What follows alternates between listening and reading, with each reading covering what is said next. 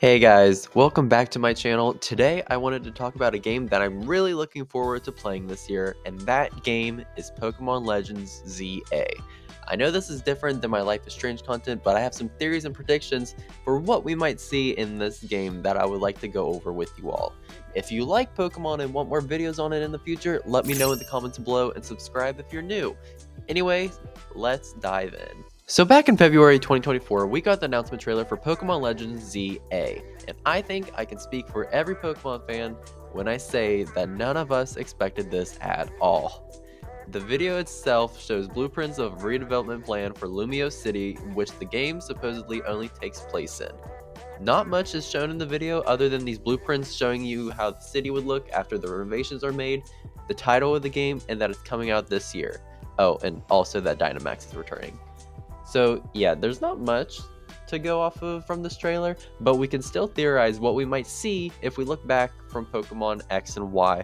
We can also base some of these theories off of what we saw in Scarlet and Violet and also in the previous entry for the Legends games, Pokemon Legends Arceus. Let's start off with going back to Pokemon X and Y. We know from previous leaks there was originally going to be a third entry for X and Y that would have been Pokemon Z, which would have gave a lot more lore on the legendary Pokemon Zygarde. With the title being Legends ZA, it's pretty safe to say that's what we're going to be getting here in this game. As you can tell, the Z has Zygarde scales in it, and the A has a leaf design to it. But what does the A mean? This can be a few different things. One being that it's a new legendary, or a new Zygarde form. Maybe it correlates to the statue we found in Kalos when you are at the Elite Four. It's hard to tell if this is a human or a Pokemon, but it does kind of resemble an A.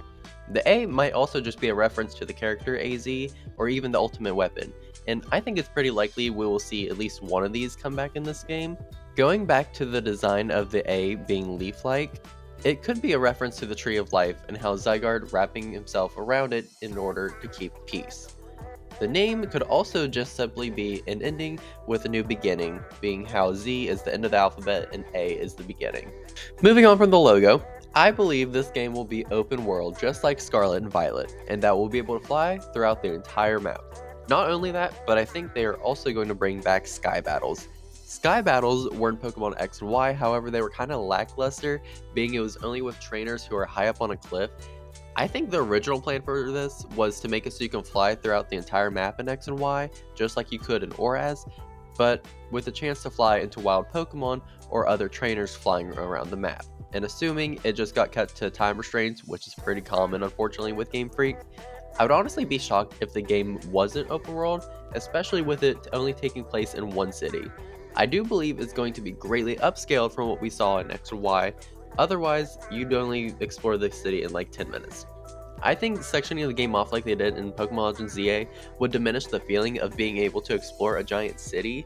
Also, looking at the map they showed, it looks like the city is divided into 5 sections, with each having a park of sorts in the middle, which if they bring back noble Pokemon, that's where I assume we will get them, just like we did in Pokemon Legends Arceus. My next theory is that we will be able to play as Pokemon. If you played the Blueberry Academy DLC for Scarlet and Violet, you will remember that after helping Sinclair with the research, we got our hands on the Synchro Machine. Once the Synchro Machine was active, we were able to transform into and play as our own Pokemon. To me, this seemed like a test for something much bigger.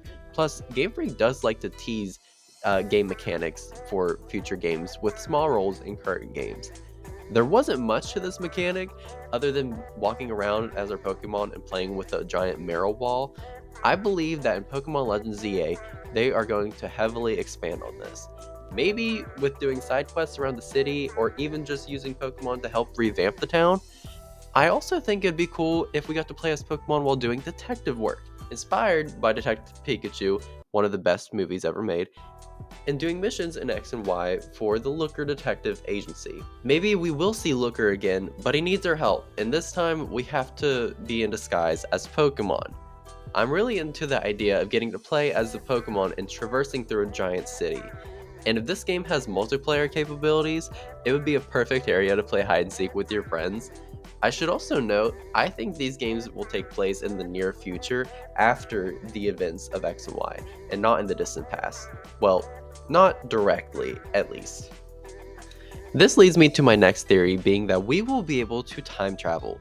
Time travel was a big part of the story in Paldea, especially within Area Zero, with Scarlet's Professor Sada focusing on Pokemon from the past and Violet's Professor Turo wait, wrong one. Violet's Professor Turo focusing on Pokemon from the future. I think it would make a lot of sense for them to tie time travel into Pokemon Legends EA, especially since we are still in the era of Gen 9, and Game Freak likes to keep each game connected, at least somewhat, in each generation. Also, time travel occurred in Pokemon Legends Arceus with the space-time distortions, and Arceus sending the player back in time to heal the bond between humans and Pokemon. Maybe in Legends EA, we won't directly be helping with the redevelopment of Lumiose and only see it change in different eras. Maybe we have to go back in time and stop a Pokemon from taking over part of the city so the redevelopment plan can take place in current time.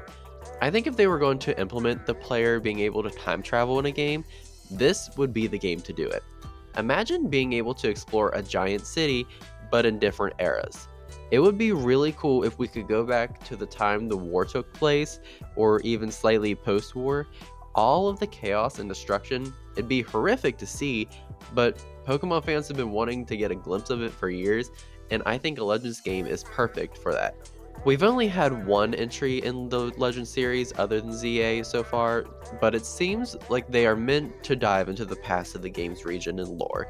But with Pokemon Legends ZA, it's apparent it takes place in modern day. However, including time travel so we could go back to Lumiose City's past is a great way to tie the two together. So players get the best of both worlds of getting a Pokemon Legends ZA game that takes place in the past, but also getting to see modern Kalos again like we were supposed to see for Pokemon Z.